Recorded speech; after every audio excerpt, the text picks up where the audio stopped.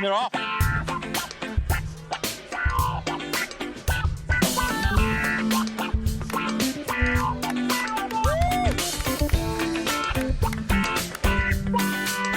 Here we go.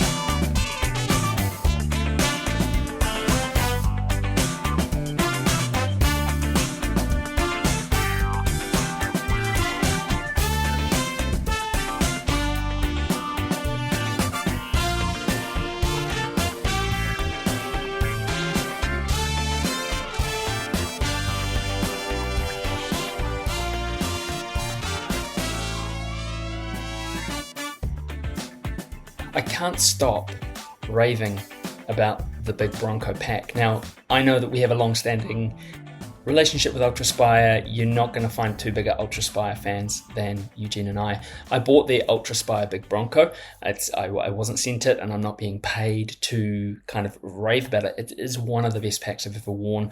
Check it out. 14-litre race pack. Carry all your stuff. Light, fits really well to the body. Hit ultraspire.nz for more information. Designed by Jeff Bronco Billy Browning. So good, so good. I'll tell you what else is good, Matt. Well, you know, because you've been on the Currans buzz for ages. But Currans, they make us feel gooder. We pop the little purple pills each morning of a morning. If you want to find out about it, head along to Currans, which is curranz.co.nz.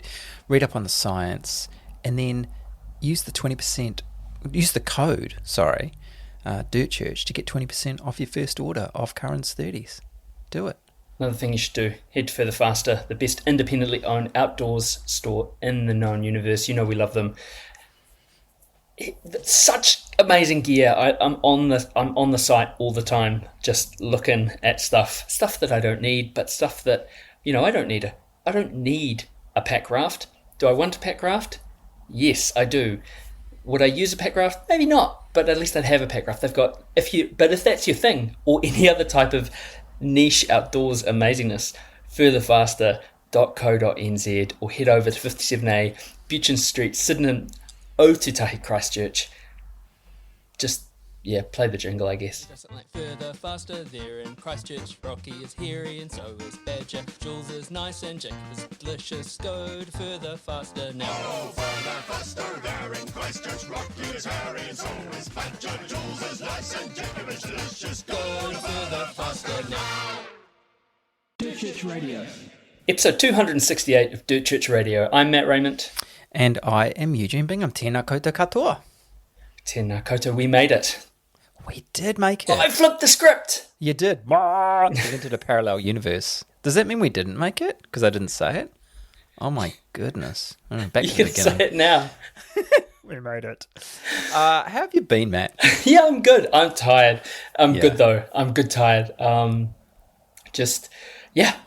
Life carries on. It's quietly still having a little bit of early wake ups about relapse and questioning my life choices. But you know, went out on the course yesterday with Repeka and had a trot around, and it's by far the best course that Sean Collins has ever put together. Yeah, Really?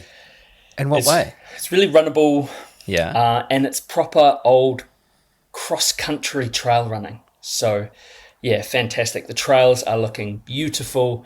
They're dry, they're fast, they're flowy. I mean, who knows in a couple of weeks what that will be like with, you know, autumn conditions in Riverhead. But my goodness me, it's going to be a goodie. And there's 180 plus people signed up. So, wow. It's going to be a conga line for It the is. initial... Yeah. I mean, if anyone has missed it, in our, it was in the Aid Station show, and then we put it out on the socials as well. But Matt has gone and, for a birthday present, which, by the way, it was his birthday on Saturday, so hari to. Far out. Hooty to. There we go. You're on a journey and you just got to keep going. Yeah. Go fewer people. Anyway, he got signed up. Got Yes. himself signed up. Yes. Yep. I didn't do the signing up. I was signed up. So, Yeah. stoked. And thinking about, and I was thinking the last 2 ultramarathons I've done have been running around in circles. So at least I'm psychologically prepared for that. All the other stuff, no, but I am excited. So I'm looking forward to, after, quite a few laps, saying to you, how's it going? You go, yeah, it's nice and fast, flowy. yeah, no, it won't be. It's It's going to be no, like that's the other thing too, because it's fast and flowy. Anyone out there, just cool your jets. Yeah. Cool your jets. How about you, bro? How are you? Yeah, well, this is as exciting as it got for me. I was the park walker yesterday. Nice. So I'm doing, I'm getting along, still getting along to park run and doing my, sort of chucking in a few volunteer duties as well, it's good, but it's actually been really fascinating walking park run and seeing people, because obviously I'm only just starting out the walk when some people are coming on their way back. I'm looking at you, Devin Beckman, you flying machine. People were absolutely motoring, and you kind of don't, when you're running yourself, you're not really kind of watching closely how other people run and the effort that it takes some people, but then the effortlessness that it takes other people. Just so smooth and beautiful to watch, running at redonkulous speeds. So I've actually quite enjoyed it. I mean, I don't want to do it forever, but it's been quite fun. I think I have another couple of weeks of doing that. I went to sports doctor, Dr. Ben Speedy, on last week, and I've been referred for an MRI on my Achilles. So yeah, we'll wait and see what happens, but hopefully I can get back to some running soon. I hope so.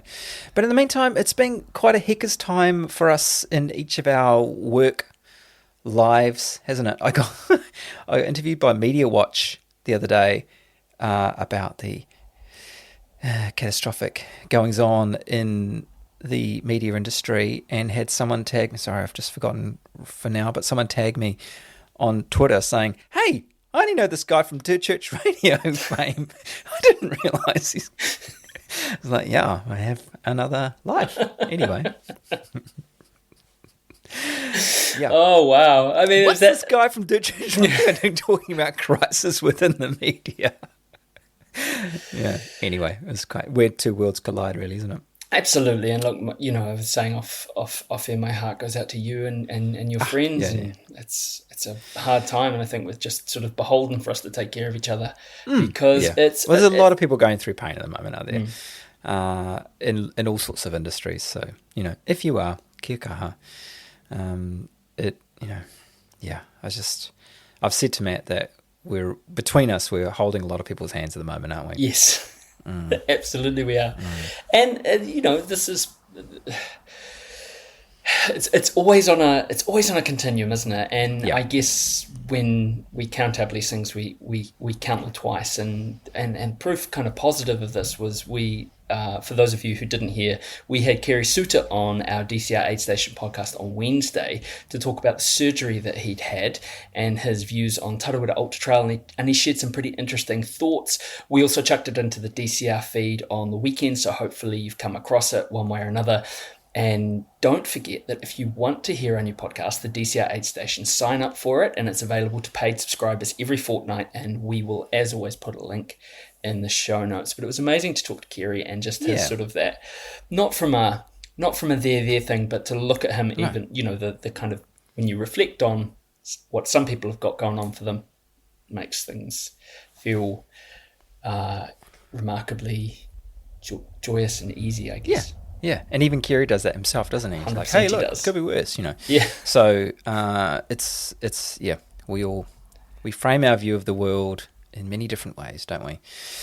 This week, we got a message from our mate Ali Pottinger, fellow coach at Squad Run with Kerry, asking if it was time for us to catch up about what's happening for women in trail running, particularly in this part of the world, in Aotearoa and Australia.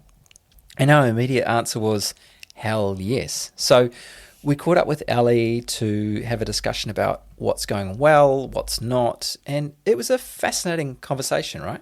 Yeah, it was a fascinating conversation, and we very much were there to listen and to facilitate the conversation, because Ali was like, I've got these, this is what I think we should do, and it was really, really cool. But yeah, a very well needed and fascinating and vital conversation, and one also hopeful as well. So really looking forward to bringing that to you soon. On last Friday, it was International Women's Day, and ITRA, which is the International Trail Running Association, put out some ideas from our runners which seemed pretty cool. Look, we're not going to go through them here because we don't want to be like two dudes talking about what ways to make women feel more comfortable on the trail. And they're pretty cool.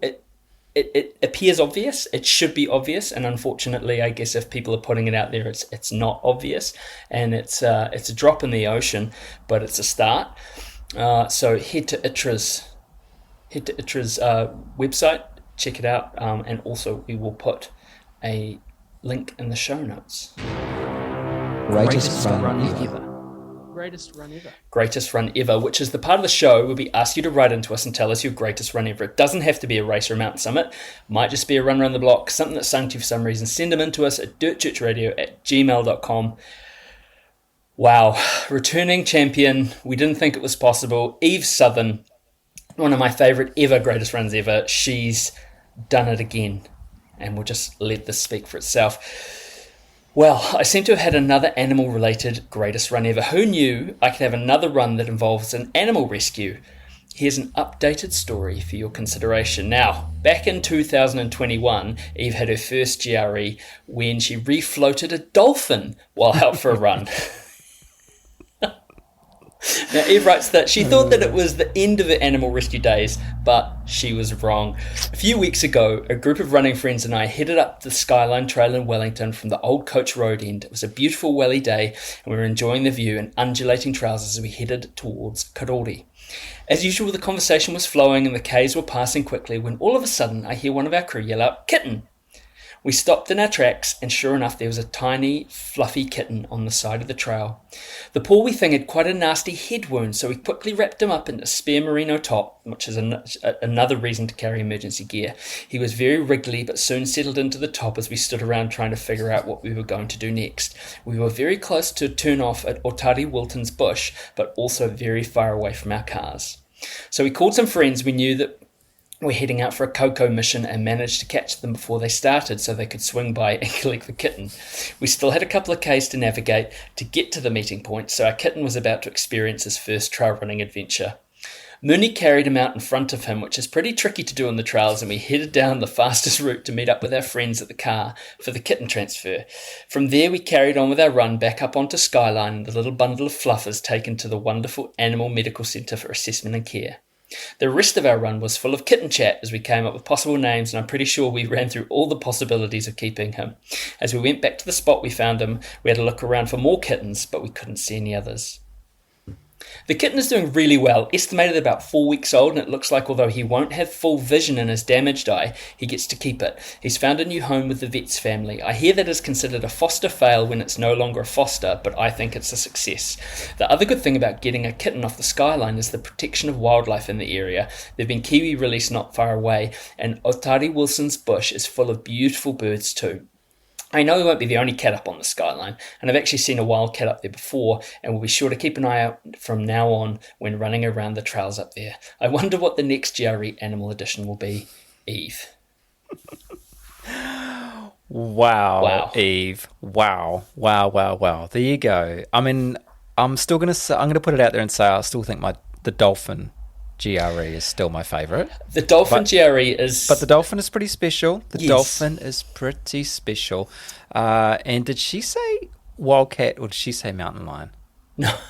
Well, I mean, there's a Venn diagram in there somewhere, isn't there?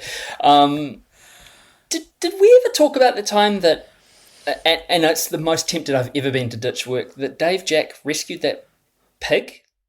I think we have, but I think you can't tell it enough. So do you want to take it away? Yeah, I was at work and I got this text from Dave, our friend Dave. He was running in Riverhead and he was up at the trig, and he was like, "I found a pig," and there's lots of wild pig at Riverhead. So I was like, "Oh, okay, that's cool." And he's like, "No, it's a domesticated pig, like a Porky the pig. What should I do with it?" And I was like, "Dude, I don't know." And he's like, "Can you help me get it out of the forest?" I'm like, "I'm at work." And then I was like, "I really want to go and help rescue this pig." But he ran with this pig from the trig home, and this pig followed him. And it was like 5k on gravel. And if you've ever listened to the Pavement song, is it Stereo? There's that line, pigs, they tend to wiggle when they walk because they don't have a nuchal ligament. So their heads wobble like that. They're not great runners, but he got home and managed to get on the Facebooks and homed this pig. This was a lost pig. For some reason, it found its way right into the middle of Riverhead Forest, and that never made it into a GRE, but it was a good animal rescue. It was, and when he messaged about that, because I think he chucked it in the chat, didn't he? He did. I found a pig. My instinct was, dude, that's like a wild piglet. Like, run, because mum are going to be angry. Yeah. No, it's just no, it wasn't. Yeah, that's right. That's, and he clarified. So, yeah, it was, come on, Eve, that's two. Come on, the rest of you. Eve has provided us with two excellent animal encounter GREs. I'm sure there are more out there. In fact, we've had a couple over the years. Send them in to us. Send any kind of greatest run ever, really. They don't have to be animal encounters, as you know. Send them in to us. Have a read on the website. Get inspired. Send them in to us, dirtchurchradio@gmail.com.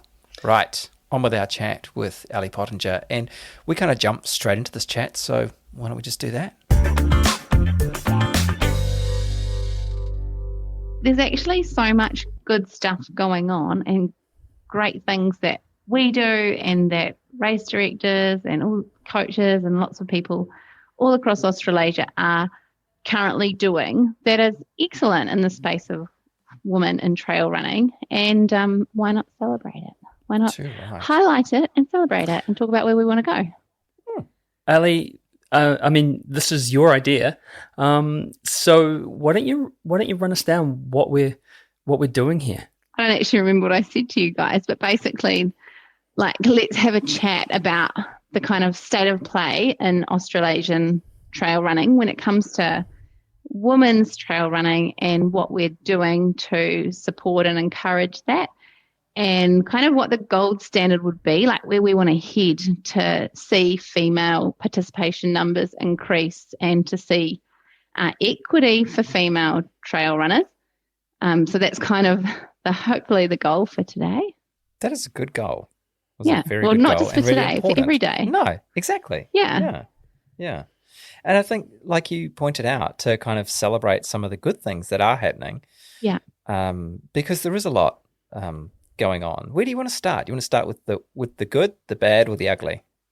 Well, I wanted to start with talking about the difference between equality and equity, because I think there's still a bit of an misunderstanding out there about what equity is and what equality is. So I thought to start off with, and I'm sure you guys will have excellent takes on this as well, but to start off with, there's a great diagram out there which is kind of comparing equality and equity. So equality is when everyone gets a medium-sized bike, right? And equity is when everyone gets the bike that meets their needs. So Kerry would get an adaptive bike. I'm short, so I'd probably get an extra small bike. My tall friend Robbie, he'd get an extra large bike. And Sebastian, he's a toddler, right? So he'd get a little toddler bike. Equality means being treated the same way. So if we always do what we've always done, we'll always get what we've always got. So we want to see female participation in trail running and ultra running increasing, women being encouraged. So we've got to kind of look at things a bit differently, kind of work out where we're at and what we can do to change that, to improve things for females in trails. So equity means that everyone is provided with what they need to succeed. So it recognises diverse starting points and the unique needs that people have. When we ask for equality, it's for equal podiums and awards, things like that. So, men and women are receiving the same recognition. So if there's prize money going up, it's, winner for the female race gets $1,000, the winner for the male race gets $1,000. So that's kind of that. I think sometimes people get a little bit confused. So I know Kelly Emerson said, I'm sitting on the Pro Trail Runner Association for Equality. And I went, oh no, I understand what that means now. So it can be a little bit confusing.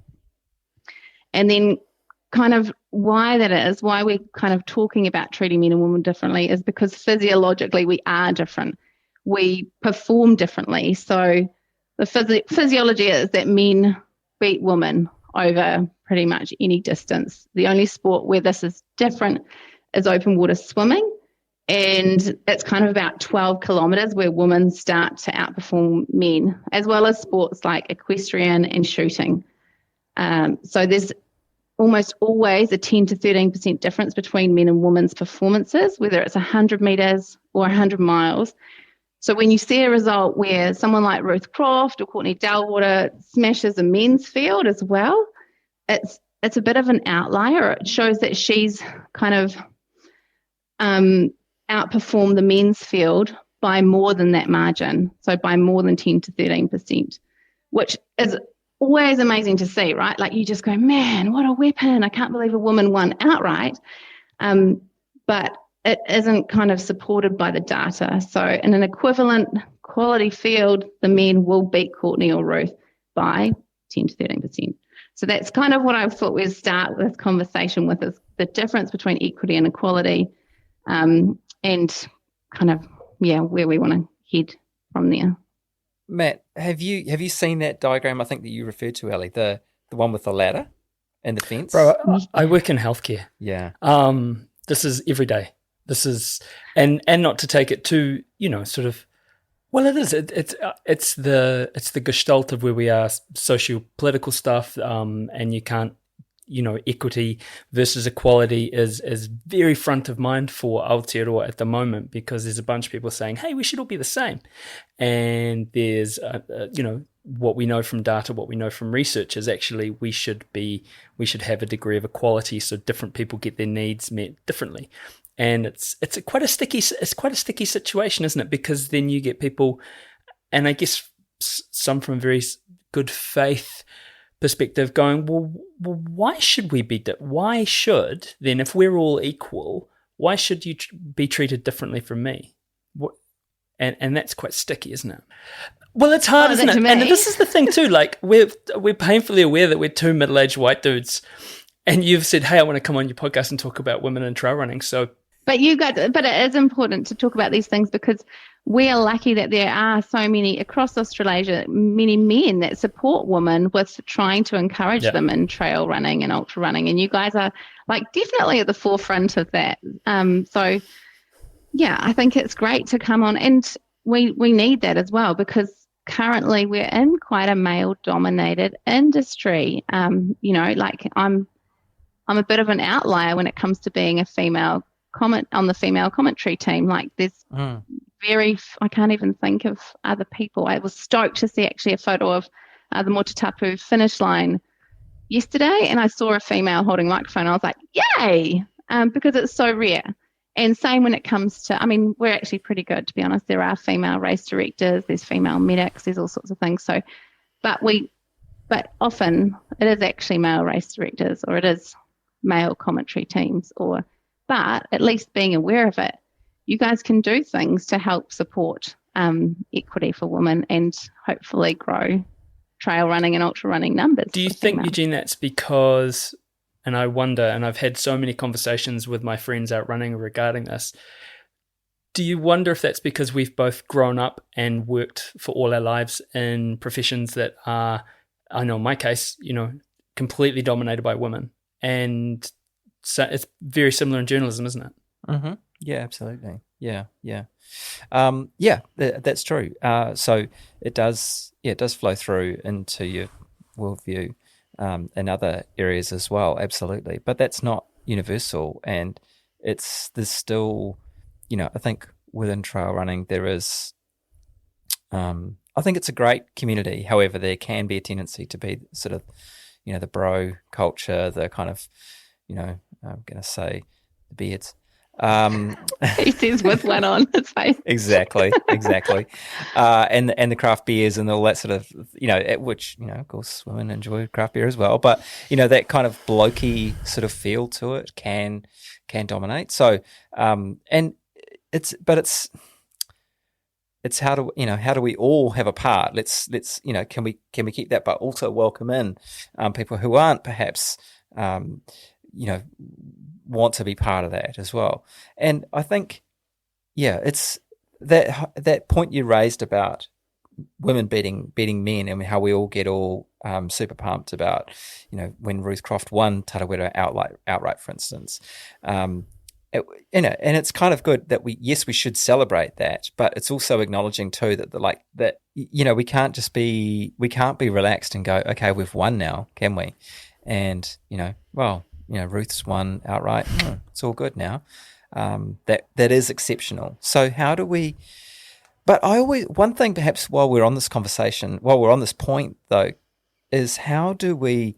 What's the appropriate way to kind of acknowledge how great that is, or when you have women dominating in the top 10, for instance, overall, but still, but treated appropriately? Is it? Yeah, I know what you mean, because ultimately there are two separate races happening on the same day. And sometimes I think, would it be better if we actually started at different times? So it just completely made it clear that it is two separate races happening at the same day. But then at the same time, like, I love running with guys, and I understand too from kind of an organization point of view how it could, depending on the course, it could be a bit of a cluster. So I can understand the complexities of that decision, but I think when it comes to that, kind of recognizing what an incredible athlete they are,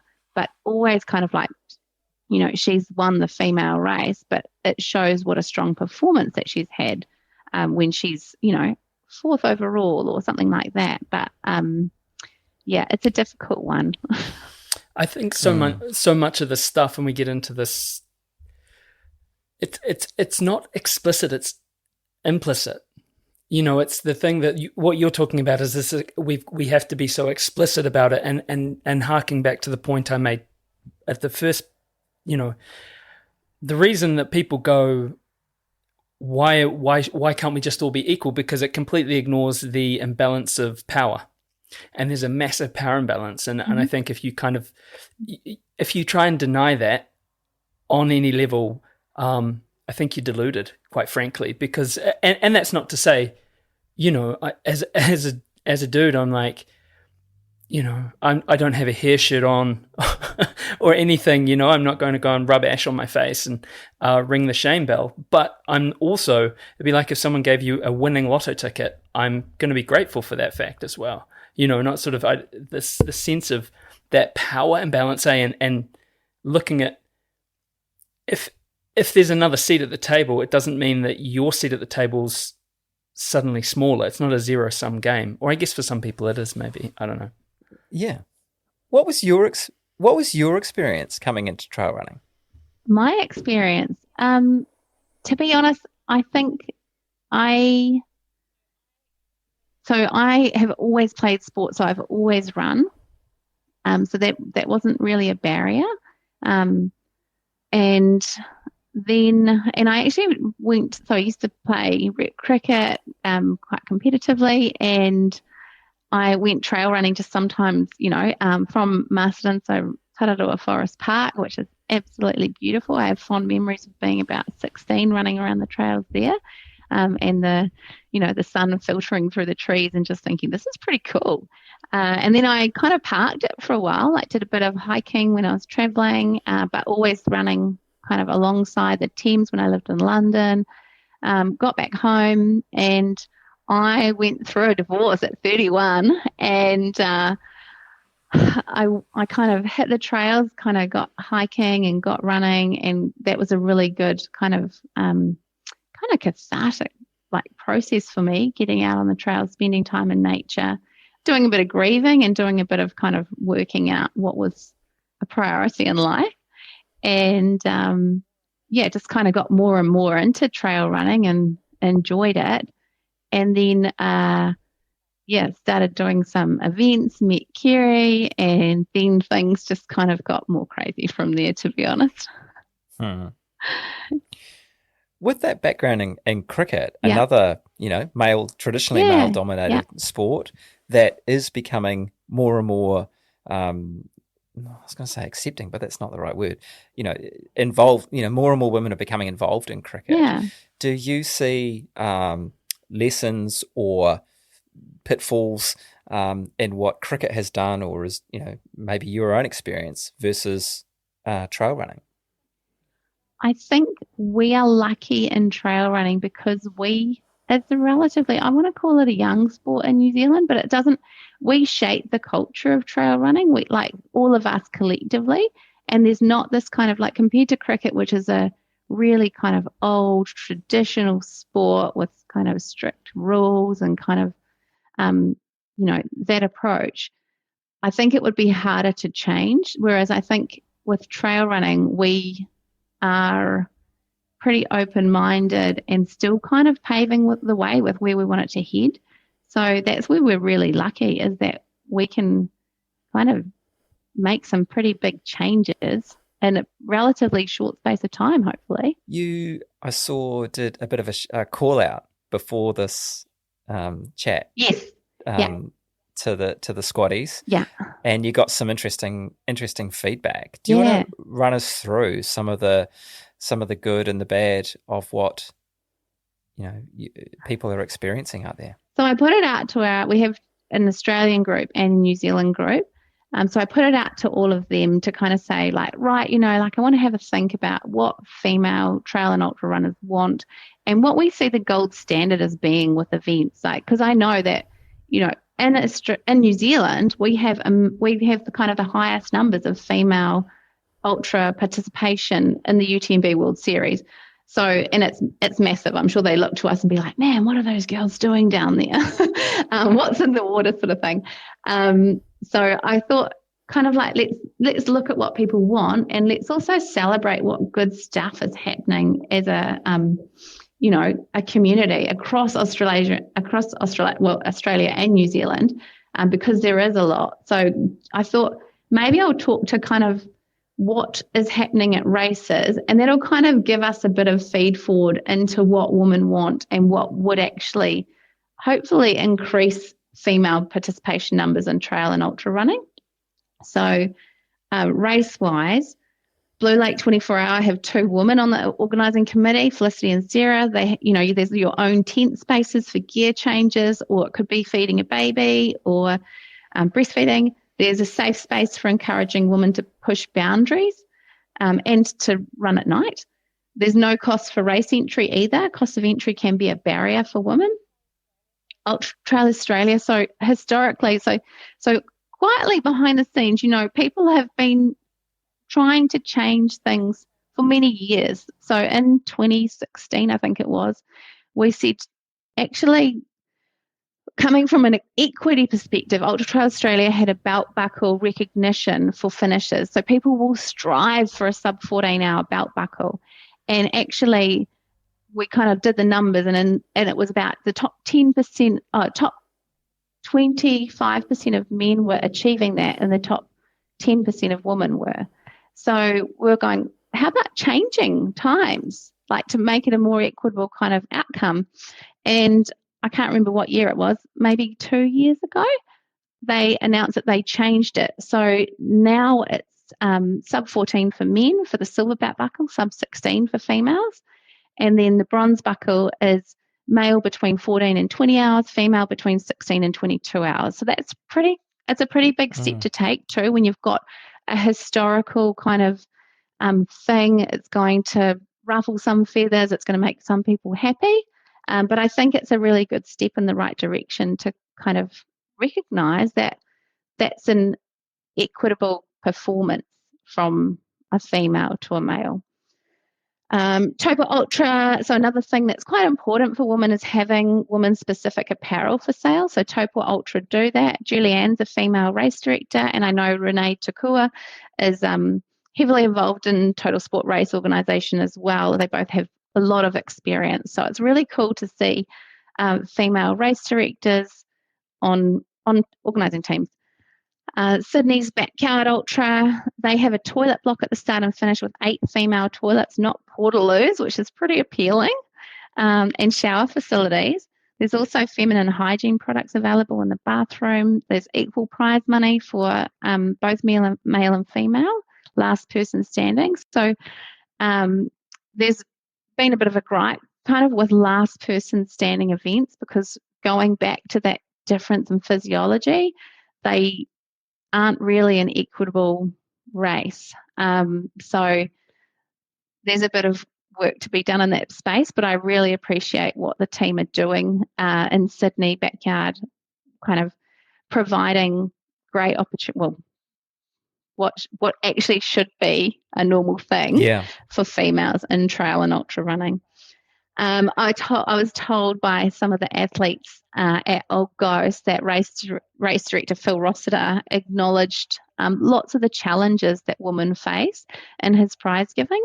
So he talked about, people giving birth and having to kind of come back into running after that, and also acknowledge the challenges that people face through menopause and perimenopause, and talked about it openly to a room full of men and women, which is pretty awesome. On the coast as well. I know, on the West Coast. Go West Coast. Go West Coast, yeah. And he deliberately, because there was the point in the race, and you'll have to forgive me. Yeah. The point in the race where there's a prize for getting to a certain. Banged my mic. Getting to a certain point, and you'd think it would be called King of the Mountain, but he was like, "Nah, we're not going to call it King of the Mountain." But I can't remember what he called it. It's got a sort of a gender neutral term. Okay. And he was delighted when 1 year it was Ruth Croft who won that. Thinking of that, that's actually something I haven't even put down, but Coastal High 50, they do that. They have a king and queen. It's a Sunto. It was always been sponsored by Sunto.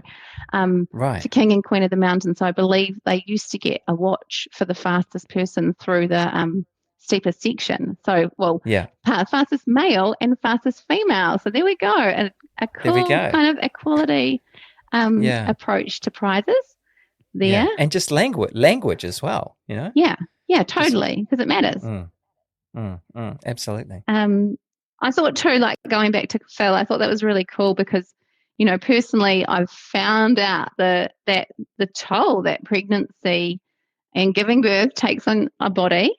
And I think it's, important to acknowledge getting back to running in a healthy way, and that it's a real challenge, because it is. You think, without sounding too gruesome, basically I, had an almost 4 kilo body pass through my being and have to be somewhat cut out. And you think about that, that's huge. Like we kind of, I guess, undersell giving birth or how much of a toll it takes on a body, and to get back running does take a lot of work. So I think it's pretty cool when people acknowledge it. ACC now recognise birthing injuries and do subsidised female kind of pelvic health follow-ups, which is great. So that's pretty neat. Carrying on with the list of amazing things that are happening in running across Australasia. So GSER and Victoria have done a lot to encourage female runners, both on course. So they've got feminine hygiene products. They promote women in their social media, and they have specific merchandise. They've got a co-race director who's a woman, and I believe GPT has also made a start in that direction. Summer Hill Skedaddle, run by good old Wes. So again, it's a free looped event, so female organisers, and it's community family friendly event, which is really cool. So those sort of things help get women on the trails and running a longer way than they might kind of anticipated. Surf Coast Century. So one really cool thing that happens there is they do a lot of course familiarization runs. So they take big group runs in the build up to that event. And that's quite a confidence boost for women, knowing that they can cover a course, knowing what's up ahead and going, okay, I just have to kind of piece it all together on race day. Like I know where the toilets are. I I don't know, I know what kind of shelter there might be or where the aid stations will be. So it really helps kind of reaffirm that they're going to do the right thing. They have trail series events too, which are great feeders for that race. So it kind of makes them think, oh, okay, like I can do the next thing. And they've got that familiarity with an event company that they trust. So that's really cool. They do have awards that are time-based, but these could look to be adjusted to create a more equitable outcome for females. So currently you get and it's really cool, you get a big stein if you run under 12 hours and you get a smaller stein if you run under 16. But perhaps they could go, well, sub 13 for women. And I don't know, they'd have to look at the numbers. They've got a lot of historical data for sure. So they could look at the numbers and go, okay, sub 12 is the top 10% of men, or top 20% of men, and then sub 13 would be the top 20% of women, or whatever it is, to make it fair. So that's something that they could think about. In Queensland, so the Trail Co put on a lot of races. They've got the Guzzler, which they're probably most famous for. They're launching a female-only race series in southeast Queensland called Run Her, and they've got a lot of on their website, a lot of rationale for that. Because I was kind of like, I don't know how I feel about this, but actually, I'm in the scene. Like there aren't those kind of barriers for me. Well, there are barriers, but it's kind of perhaps something that will make a difference more at that kind of entry level, making females feel like they have the confidence to get out on the trails. There's not going to be, I don't know, so have a look at their website because it's pretty awesome. Just on female only races, Yeah. so the one and only Catherine Switzer, Yes, yeah. The Queen, she is involved with the launch of a women only marathon in the US. Okay. That's going to come up later in the year.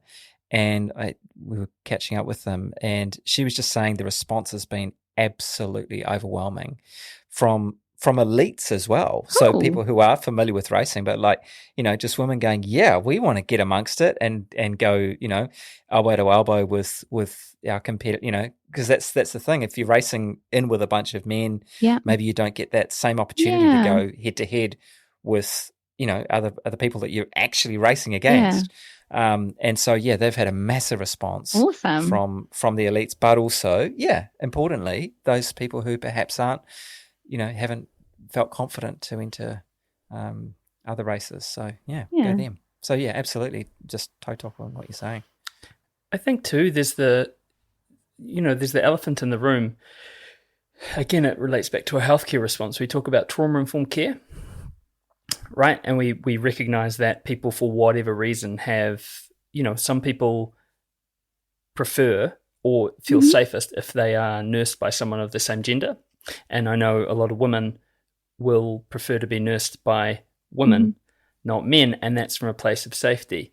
And I think if we reflect on running in the outdoors space, you talk about that whole thing around women are constantly being told, got to take your phone, you've got to stay in areas, you've got to do all this. There's this list of requirements that, say if Rebecca's going for a run in the forest, there's a list of requirements, either conscious or unconscious, that she has that I don't, right? And it's not, and case in point, that poor young woman on that campus in America who was doing everything right. She took her phone, she told people where she was going, she was running on campus, and she got killed. But I think that female space it's an opportunity actually for people to come together and just be comfortable. And it's not, again, I hope it is. I hope it's challenging for some dudes listening who say, "Oh, why is that to be? And I'm a good dude." And maybe you are, bro, and I am too, and Eugene is too, and Kerry is too. But and there's a lot of people who aren't cool, and there's a lot of people who've inflicted harm, and so actually having that headspace to go, I might think I'm being really cool and friendly, but my very presence can be triggering for people, and not little t triggering either. We're not talking about that kind of, and I don't want to denigrate the I don't want to be like an old dude and say, oh, the generation today, but like a big T trauma. It's something that's totally, it's actually really trauma informed, and it's a really safe place and space to get into. And I think I'm here for it. Safety on the trails is massive for women, especially like at the moment. There's a lady, Samantha Murphy, who went out for a run and she hasn't come back, and they don't know what's happened to her. And you see it posted all through the Facebook groups, like, and it does make you think, like, oh crap, am I safe? Like when I go out for a run, could that happen to me? I've got, loved ones that depend on me or that I want to be here for. Can my sport get me into a bit of strife? And it shown time and time again that women unfortunately do have things happen out for a run, around the block or on the trails. So I can totally appreciate it. And like I get messages from people going, oh, Ali, like, how do you feel about running in the forests at night? And always I kind of say, actually, and people used to say it to me all the time, because I used to do a lot of going into the Tararoa ranges and staying in huts overnight and kind of doing a lot of backcountry stuff by myself. And people would be like, oh, don't you feel unsafe? And I was like, nah, honestly, I feel more unsafe outside the pub at 3 a.m. than I do in the back and beyond in the ranges. But when it comes to trail running, I feel most unsafe when I'm close to town. So I said to Lyndall the other day, I was talking to her, and I said, on the UTA course, I was course marking or course clearing near Conservation Hut, and the trail backs onto all these houses, and it was at night, and I was just really creeped out. I was like, oh my goodness, like I can't wait for this to finish. So even as an experienced runner, I still have moments where I feel unsafe, but it's that kind of thing where I think some weirdo can kind of take advantage of this, but then I don't feel scared 10 Ks from town. It's just that kind of, I don't know. Yeah. So that's personally how I feel about that. Yeah. Well, it's that opportunistic nature, isn't it? And it's that thing. That's right. It's the opportunistic. I think about, I think about Lola now running in the forest, and I have to really manage myself not to put some of my fear onto her as a young woman. Now I know that, 99.999 recurring, things are going to be fine. However, it's that realization that, because I've met people out in the forest and gone, huh, do you know what I mean? Like, right, okay, yeah, I'm gonna, flick my headphone onto mute now and just kind of make sure that, but it's just that recognition. It's that recognition, isn't it? And actually that power, it comes back to that power space. It's like, hey, us saying we want our own space doesn't mean that we're saying that you can't have your space too. And what's more, even bloody Joe Rogan said, he had some men's rights dude on who was going on about it. And even Joe Rogan said, I think we've still got all of them, dude. Like, I think I've looked at the rights that we have, and I think we're good, so yeah, it's interesting, isn't it? How even Joe Rogan. There you go. He made it into this podcast. There you go. Hey, we got to give him a leg up. Races doing well? Yes, yeah. So right. One that looks absolutely phenomenal is Kunyani Mountain Run in Tasmania. So the qualification times for the ultra are different for men and women. There's a pregnancy deferral policy for men and women. Menstrual products are at aid stations. There's a family room for breastfeeding. There's change tables in a quiet space. There's a bush play drop-off service for families with two parents running, or interstate travellers or single parents. So that's been one thing that I've suggested to different races, is that it would be amazing to have a race crash. Like, I'm in a position where I either have to fly someone or get someone to travel with me to look after my child, or not do it. So there's definitely, and I helped organise a couple of ladies coming over from Australia were running at Tarawera, and they were like, I'm coming from Australia, like, who's going to look after my child? And I linked them up with some babysitters, which was great. And they were like, oh, thanks. And I was like, nah, man, like, this is how it should be. Like, we should have people that are trusted to look after our children so we can engage with our sport, because we're going to be, everyone's going to be better for it. We'll be better parents, and we'll have children that see parents striving towards things and living hopefully fit and healthy lives, and pushing boundaries and kicking goals. Yeah. Totally. The Possum Night Run. So I've given this one a shout out because it's a great family-friendly trail run, and it gives people a positive and inclusive experience of nighttime trail running. Often female runners can be really nervous about running at night, and having events that break down this barrier in a supportive family environment is just brilliant. And it's just fun as well. It's bright, it's colourful. It's a space where it doesn't matter what time you do it. It matters how bright you dress up. So it's a really cool one. In Australia, Max Adventure, they do a really great job of presenting their race results in 2 separate lists. So there's 2 races happening at the same time, and their social media and marketing is really great. They present, genders and different age groups of those genders, which is how it should be. We should all be, visibility is important, and we should all see ourselves in the images that are being used by races to market their races.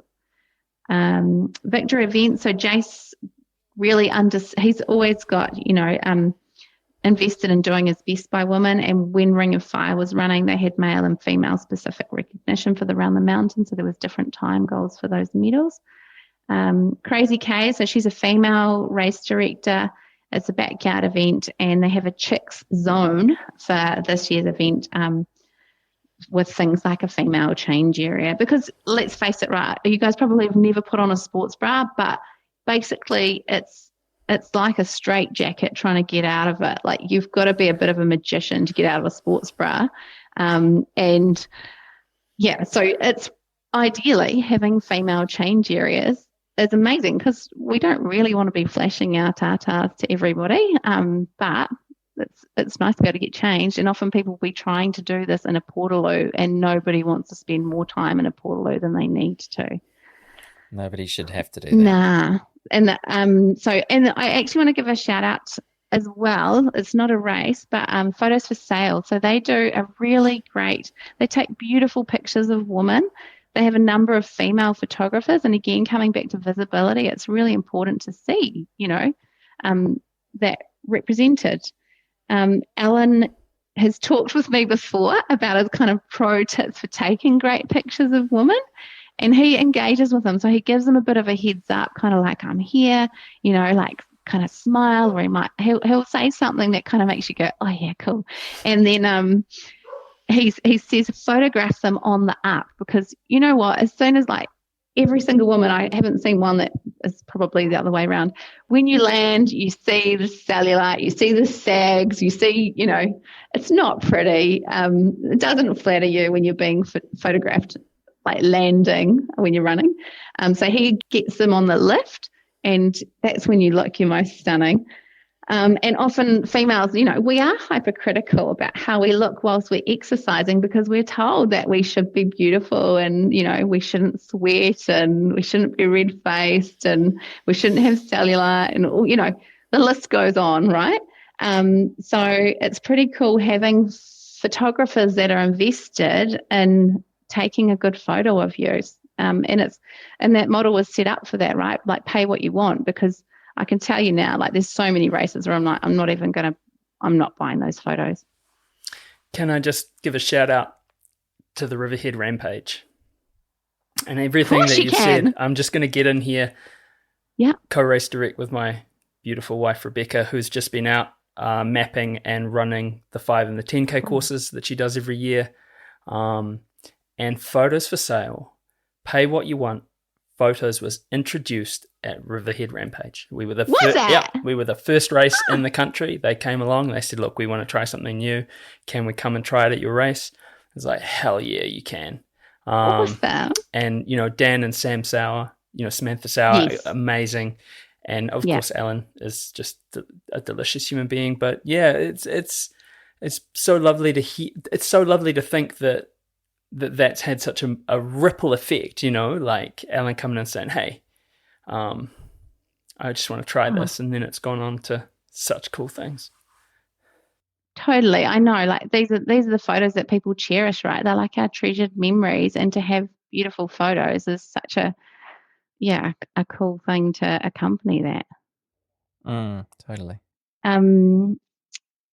Last kind of race shout out, 6 foot track marathon. So again, it's a really historical race. They've never really had great female participation numbers because there is a tight cutoff limit at 7 hours. And this year they decided that the lottery will be split into two separate draws with 50% of the available spots dedicated to female lottery entrants. So it'll give female entrants a higher chance of success in securing a much sought after race entry and allow more females to progress towards 5 finishes, which will increase the 6 foot track marathon long-term female participation rate. So it's pretty cool seeing the committee taking steps to improve things for female trail and ultra runners. One more kind of thing that I thought I would talk to, because I was a little bit disappointed today. I did an event, and so Reese Johnston and his daughter Kenzie loves trail running. She goes to park run. I think she's up to 30 park runs now. Like, she really doesn't want to miss it, and she just loves it. So she entered the 10K today with Reese, and she was like really wanting to podium her age group. So she was racing super hard. She ran 1 hour and 3 minutes for the 10K, which is pretty slick. Faster than one of my laps anyway. And when she finished, she was like waiting for prize giving, and then she realised that the age category was 0 to 39 years of age. So she was just racing against the large majority of the adults on course. So having age categories that, show where you're at compared to other people of a similar age is actually important to people. And it's a really easy thing to do, right? Like, it's pretty straightforward. So that's something that, racers can do to engage, because she's our future generation of trail runners, right? Absolutely. Yeah. So that's kind of the list of all the awesome stuff that's happening that I can think of. And I know there's more, like Matt talk about Riverhead Rampage. Sorry, Matt, I didn't even mention that. But you got it. He's got it covered. On young women and girls entering trail running, is there enough information available, or where would you suggest that they can get information? Because a lot of it is kind of, male skewed. Yeah. I'm thinking, coaching, nutrition, running to your menstrual cycle, all those sorts of things, or training to your menstrual, all those sorts of things that haven't traditionally been part of the kind of body of information that's available when you start out trail running. What can we do better? What information sources would you suggest? And are there good coaching options available? There's a lot of female coaches out there now, which is cool. Like, I reckon when I first started 9 years ago, there wasn't that many out there. And I feel like it's really kind of exploded over the last few years. I mean, but like the likes of RMA, so Nicole Bunyan's been, she created that network, I think it was about 10 years ago. So there are good Facebook groups and that sort of thing. There's different coaching options out there. But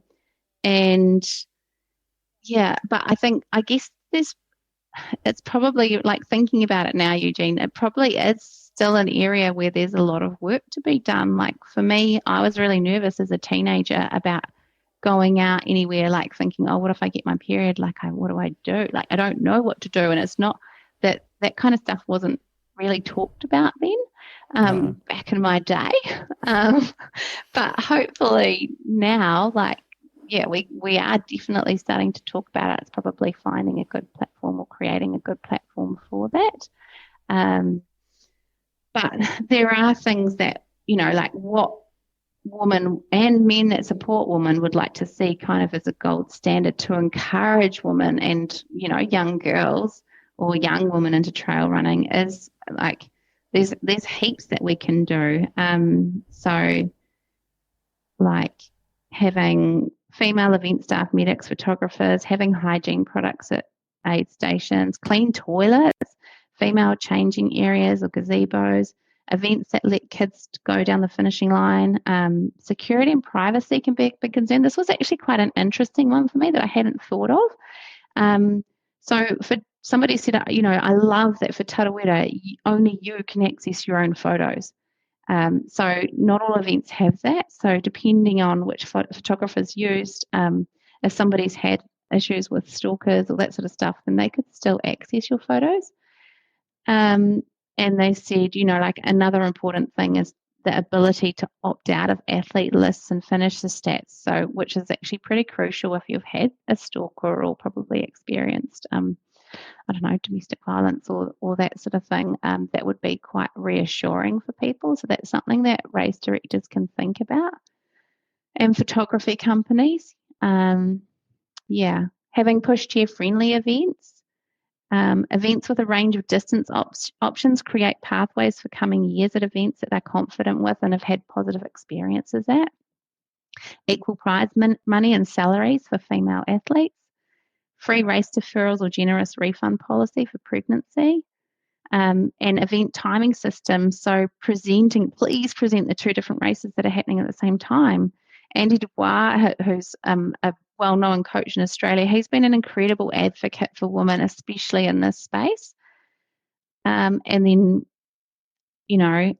I'm trying to think. Oh, one thing that I thought I wanted to dive into that I thought was really cool and really interesting is that, Reece said today, there were so many women on the Tarawera 21K start line. I was like, yeah, that's how it works. All the shorter distances are heavily skewed towards women. You do a half marathon, there'll be probably 60 to 70% female. And then as the distances increase, the percentages decrease. But Tarawera, it's growing, so that's growing the number of women running longer distances. So from our historical data from 2018, the first year of the miler, the numbers of women attempting Tarawera 100 miler have increased massively. So in 2018, there was only 25 females on the start line, and they were 20% of the start line, and they were 23% of finishers, which is pretty interesting. 2019, they didn't have the start numbers, but the women were 21% of finishers. 2020, there were 66 starters and 25% of the start line, and 28% of finishers. 2021, there was 54 starters, which I thought was actually quite interesting. Kind of like post-COVID, there was a drop in numbers of women on the 100-mile start, which I thought was, and we can make all sorts of assumptions about that, but I thought that was really interesting that dropped that year. So they were 28% of start line and 31% of finishers. In 2023, we had 114 starters of the 100-miler. They were 26% of the start line and 26% of finishers. But this year, 2024, 135 women started the 100-mile race, and they were 30% of the start line. They were 28% of finishers, which is interesting that, the numbers are increasing, women taking on that 100-mile distance, and the female DNF rate is often better than the men's DNF rate. So when we looked at that, we were like, yeah, that's wicked, that's pretty, but it's still not where we'd like it to be. It'd be great to see, 50-50, but it's heading in the right direction. It's growing. Yeah. Yeah. So just to recap, so that's 20% on the start line 2018 and 30% in year 2024. Yep. That's fantastic. Pretty cool, eh? 10% increase over 6 years. Obviously more to do, but it's going in the right direction. Yeah. And of course, at Tarawera, you hosted Women of Trail Racing, Women of Trail a panel event as well. A panel, which it's great to do that. It's great that races are doing those sorts of things too. Yeah, 100%. So things that we are currently doing, I'm not going to say we, but this is kind of, a lot of races across Australasia or personally us three, because we get to do commentary, and four with Kerry, we get to do commentary together a lot. So interview the top 3 runners from each race. So that's, we make sure that we interview top 3 female runners. We ask for both sexes to be across the start line for visibility.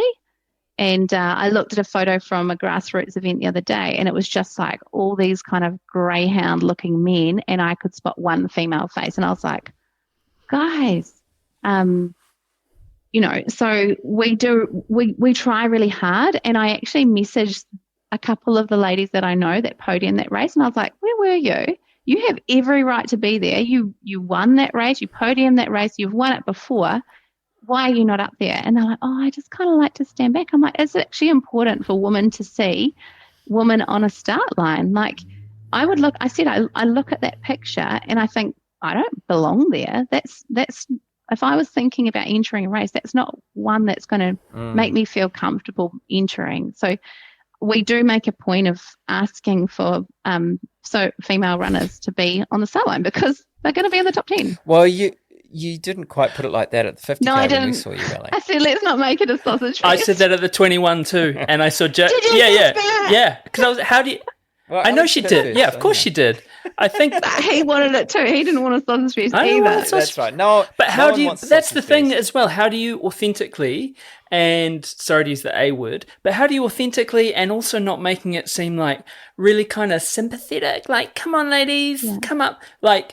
And I looked at Jake when I said sausage fest into the mic, and there's 1,400 people there. And he just kind of, Jake's the stage, he's the manager of the thing, and he just kind of put his head down. I said, I could explain it another way, bro. We could go, the next step. But that's what you have to call it for, right? Like, we don't want this to be a dude ranch or a sausage fest. Let's get the sisters in. And that was sort of, when you said sausage fest, or when you use a word which is just, it's kind of funny, it breaks the ice, and people are just like, okay, I'll come up. Yeah. And I think it's hard, I think, because when one of the ladies that I messaged was like, this has really got me thinking about why I feel like I don't belong there, why I shouldn't be up the front. And I feel like this is really ingrained in me from childhood. And I was like, as women, we're told to kind of, sit back, let the guys kind of, take priority. But I was like, you have every right to be there. And if some guy is upset about it, he can easily step around you and run faster than you. So it's almost like we need to kind of say, look, if you think you're going to be in the top 15 of the men's race, and if you're in the top 15 of the women's race, we want to see you guys in the start corral. And hopefully that with the awareness of what it means for women in sport, that it encourages women, it makes them feel included, it recognises that we're there, then maybe women will feel, they'll be happier to do it if they can see what it will do for the sport. Do it for others. Yeah. Not just yourself. Yeah. Ali, this is a conversation that we could have for many, many, many hours, but we're conscious that we've chewed up a lot of your time already. Yeah. But you, in your notes through to us, put down, we should do a call to action and get people to tell us what they think. Totally. And I think that's a great idea. Yeah. So, we'd love to hear some feedback from people. This goes around the world. Yeah. So let's not, we've concentrated obviously on Aotearoa and Australia, but what's happening globally as well. Totally. There are actually some amazing initiatives. So there's She Runs in the UK and there's Trail Sisters in the US. Lyndall Maloney is a female running coach in Australia.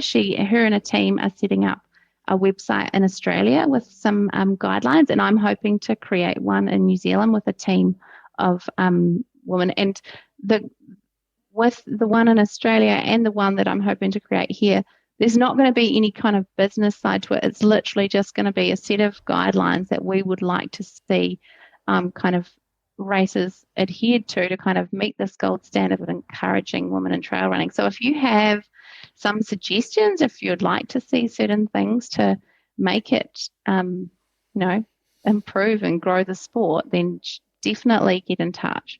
Hey, thank you so much for initiating this conversation and for directing it in the way that you have. And, you obviously, you did a lot of work as well and got a lot of feedback. So thank you so much, because, we should be talking about this more. Well, I appreciate it, because I was like, well, how do we actually put out there what good stuff is happening? Because it is good stuff that we're doing here. Like, it's showing our numbers are strong and we can make them stronger for sure. And it's great that, you guys are open to having a chat about this, because it's probably something that you were like, I want it to happen, but I feel a little bit out of my comfort zone, perhaps, talking about it. I don't know. It's not so much comfort zone. It's just, it's like, It's this our place? Two dudes mansplaining women's running. That kind of awkwardness of. Nah, it's everybody's place to talk about it where we'd like to go, because then, like if you see something, you guys can comment on it too. You can be like, so Matt will be like, actually, like, let's think carefully about the images that we use for Riv Ram. Look, and I think language, I'll say two things. That language is a really important thing. And I think language in terms of trail names, Strava segments, all of that stuff, and that's, speaking openly and respectfully. We've had issues with that in Riverhead in the past, like saying, hey, you're giving these directions. We've not met this person before. We don't know this person. We don't know, do you know what I mean? So thinking about that and not, thinking about what we're saying, what we're naming things, what we're doing, all that stuff. And also, last time we were at UTA together and I did the elite Q&A and then you did the woman and trail straight afterwards. The first thing I did automatically just went for a run because I was like, I've got free time now. And I was running up. I was just got to Golden Stairs at the top and I was coming down and all I could hear across the valley was you guys the four of you just talking like the woman and trail, because it carried out into the Blue Mountains and it sort of boomed out. And I remember running down, trying to keep my feet going down Golden Stair and just thinking, how cool is that this is both in a literal sense and in a metaphorical sense, that this is just this huge expanse and all you can hear is these women just talking about what the future state will be and how good it could be. And yeah, that was a really cool little memory. I didn't know that, and that's pretty awesome. It was pretty awesome. Took my mind off Golden Stairs, that's for sure. All right, Ali, thank you so much. Thank you, guys. I always love chatting with you, and I really enjoy also celebrating runners off and back to finish line or start lines and finish lines with you guys, because you do a good job. Can't wait till May. It's gonna be sick. Yeah, bring on May, bring on UTA.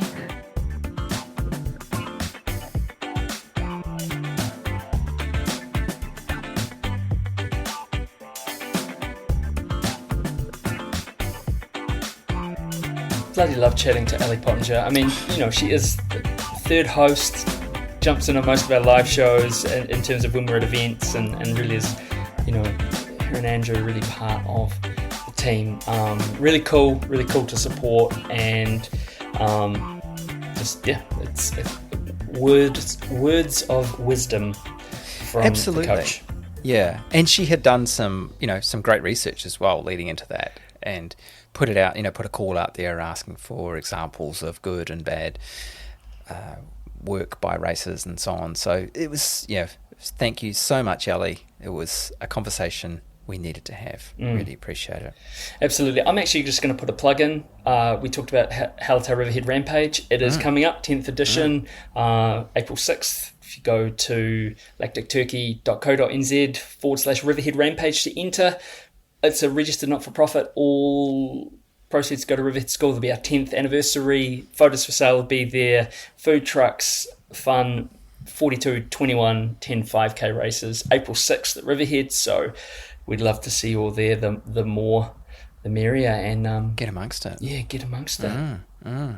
Well, the courses I've seen some footage on the old socials. They look mint. Yeah. It's beautiful. It's just beautiful out there. And so even, if we get a little bit of rain, it'll stick because it's bone dry out there. So can't wait. But look, that's us. Thank you very much for tuning in. We're on social media at Dirt Church Radio. You can email us at dirtchurchradio@gmail.com. Now, don't forget to sign up to the new podcast and newsletter. Don't forget also to send in your greatest run ever, animal related or not. We love hearing them. People love hearing them. We get so many people saying it's their favourite part of the show. Why don't we just have greatest run ever and get rid of you two turkeys? No one's actually said that. But anyway, I'm sure some of you think it. Send them into us, dirtchurchradio@gmail.com. Thanks to our sponsor, Scott Running, Further Faster, Currans, Cieli. And thank you to our Substack subscribers and the DCR Aid Station crew. Stay tuned for our show in 2 weeks when we have another great guest lined up. And also check out our DCR Aid Station next week. Hei konei, hei kona. Hari huru tau, iho. Thanks, Rigby.